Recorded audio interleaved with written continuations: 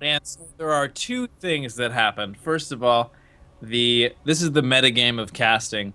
It's basically like we both opened Rush last time and talked over each other, and that's bad. It's a whole giant mess. So then we're like, oh, okay, no Rush. We'll both go like two action before a pool, like, expansion first kind of a thing. And that's that silence of the beginning. So next time around, we're gonna actually it's the evolution, right? It's our builds.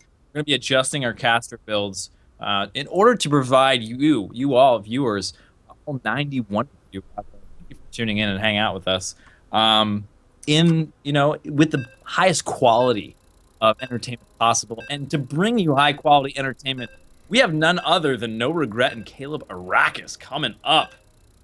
And again, Prion Terraces is the choice of map to start us off with. Mm-hmm. Maps of Madness this evening.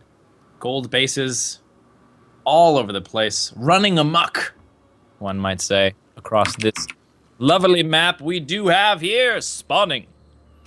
Bottom right. He's got amazing Lingbane control. Will he just crush it in the first 3 minutes of the game like he does so often? It's the Blue Zerg, No Regret. And his opponent also showing some very strong games last series. It is the Red Zerg representing Rival Gaming, Caleb Arrakis. So we've already got that quick gas. We've got that quick pull from No Regret. Does Caleb have an idea this is happening? He might. Let's see what his reaction is. Going gas first here. Generally speaking, you can hold with 17-17. A lot of times players will go gas pool or pool gas. The gas is going to allow him to get that speed up nice and quick. The speed timing, very important for Ling versus Ling engagements. And that gas also going to time out when the Baneling Nest comes down as well. So pretty important stuff coming through. And you can notice too, this spawning pool is in a particular placement. And it just barely increases the distance at which these workers mine, but not enough so it makes a big deal. And it allows the queen to just hang out right in that spot there, lowering the amount of surface area on the queen. Very, very important. Building placement in ZVZ early game, so critical, especially for the defender. This is going to be a tough hold, but it is absolutely a hold that has been made over and over again. Opening 17-17-17 is pretty much as greedy as you can get against these early pool openers. And these Lings, being very careful, they are actually moving around the Overlord so they are not seen, giving No Regret the biggest advantage he can have right now. Yeah, you have this sort of, in this kind of position, right, you have two Overlords, and there are three paths. You almost always take the middle path because that's going to, be the obvious one. You're going to be able to see the units coming across the map. The second group, right, there's always 6 in the beginning. But unfortunately, rolling the dice, Caleb Arrakis picks the wrong one. Ooh, and now the jig is up. He sees 6 Lings coming directly in. Will he cancel? Only time will tell. We're going to run down here. And he's going to that finish up.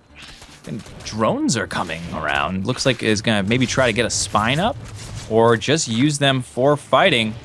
That Baneling Nest, very important here. Going defensive when you go Baneling Nest first.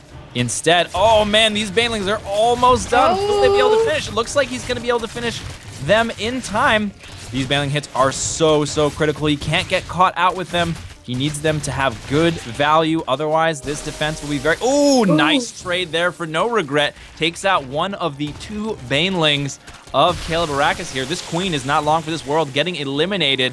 And, oh, that drone transfer not getting enough value at all. Not working out in the slightest. Now there's no queen to hold those gaps in the worker production that we had set up before. Speed is finishing, but it looks like it's just too late. It was a good attempt by Caleb Arrakis, but this is absolute dire. Some amazing Baneling magic has to happen for him to be able to come out of this on top. Yeah, Caleb Arrakis, he's pulling drones. He is, basically on his last resort here.